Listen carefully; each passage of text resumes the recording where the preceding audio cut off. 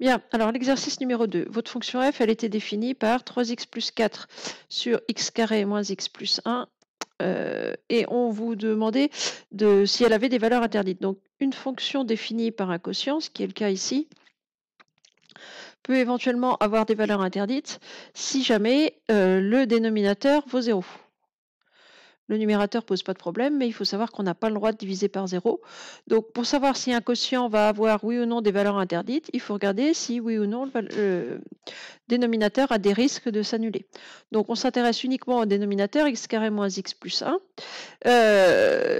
On cherche ses éventuelles racines, donc le calcul du delta, j'y reviens pas, normalement il n'y a pas de difficulté, il est négatif, donc l'équation x carré moins x plus 1 n'a pas de solution, c'est-à-dire que le polynôme x carré moins x plus 1 n'a pas de racine, donc le dénominateur de notre fonction f ne risque pas de valoir 0, donc du coup je peux donner à x toutes les valeurs, il n'y a pas de souci, je ne me retrouverai jamais face à une opération interdite qui serait une division par 0. Donc ma fonction, elle est bien définie sur R.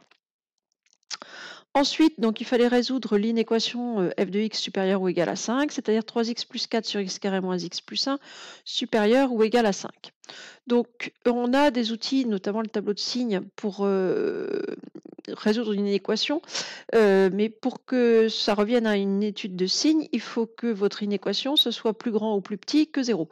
Donc, de manière générale, dès que vous avez une inéquation à résoudre, le réflexe, ça doit être de tout ramener à gauche pour vous ramener à une équation en plus grand que 0 ou plus petit que 0. Ici, en l'occurrence, c'était plus grand que 0, c'est-à-dire vous cherchez à ce qu'une expression soit positive.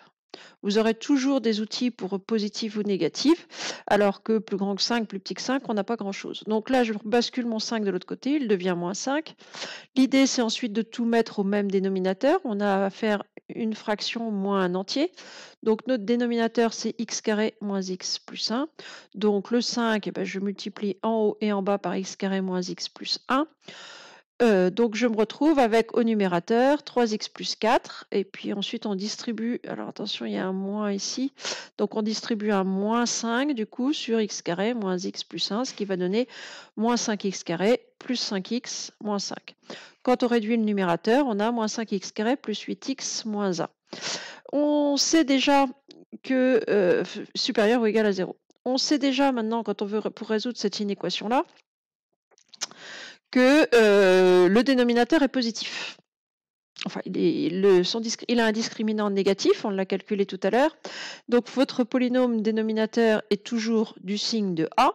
Ici, A vaut 1, il est positif. Donc vous savez déjà que votre discriminant est toujours positif. Ce qui veut dire que votre quotient, il va être du signe du numérateur. Donc pour que moins 5x plus 8x moins 1 sur x carré moins x plus 1 soit positif, comme en bas, c'est forcément quelque chose de positif. Si vous voulez que votre quotient soit positif, il faut que en haut aussi, ce soit un nombre positif, puisque si vous avez un nombre négatif en haut, vous allez avoir du moins divisé par du plus, c'est-à-dire vous allez avoir quelque chose de négatif.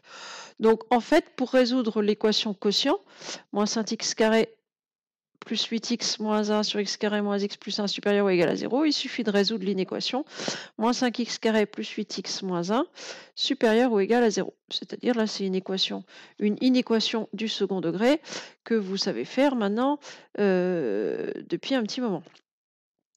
Donc on calcule le discriminant, il vaut 44, le polynôme a 2 racines, 4 moins racine de 11 sur 5, 4 plus racine de 11 sur 5. Vous voulez que votre polynôme moins 5x carré plus 8x moins 1 soit positif, A est négatif, donc votre polynôme il va être positif entre ses racines, c'est-à-dire qu'il est partout négatif sauf entre ses racines. Vous le voulez positif, donc il faut que votre x soit entre les deux racines, c'est-à-dire entre 4 moins racine de 11 sur 5 et 4 plus racine de 11 sur 5. Voilà, c'est tout.